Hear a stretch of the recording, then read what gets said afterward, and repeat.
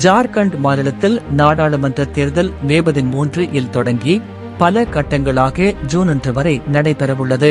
இந்த நிலையில் ஜார்க்கண்ட் எம்பியும் பாஜக வேட்பாளருமான நிஷிகாந்த் துபே கோடா தொகுதியில் போட்டியிடுகிறார். இதற்கான தேர்தல் பிரச்சாரத்தில் ஈடுபட்டு வரும் நிஷிகாந்த் துபே தனியார் செய்தி நிறுவனத்துக்கு பேட்டியளித்தார். அப்போது பிரதமரை போலவே நானும் இந்த பகுதியின் மக்கள் தொகை குறைந்துவிட்டது என்று கருதுகிறேன்.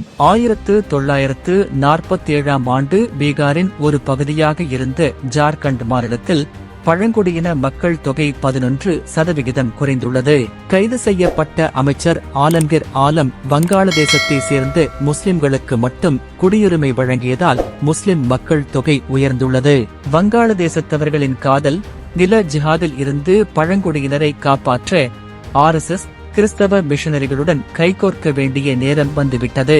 இதை நான் பொறுப்புடன் சொல்கிறேன். பழங்குடி சமூகத்தில் உள்ள மதமாற்ற பிரச்சனையை நாங்கள் பின்னர் கையாள்வோம். ஆனால் இப்போது பழங்குடியின கலாச்சாரத்தை காப்பாற்ற வேண்டிய நேரம் வந்துவிட்டது. எமர்ஜென்சியின் போது RSS CBM உடன் இணைந்து செயல்பட்டு சர்வாதிகாரத்திலிருந்து மக்களை காப்பாற்ற உதவியது போல இப்போது RSS உடன் இணைந்து மிஷனரிகள் செயல்பட வேண்டும் என தெரிவித்திருக்கிறார். இந்த கருத்து சர்ச்சையை ஏற்படுத்தியுள்ளது.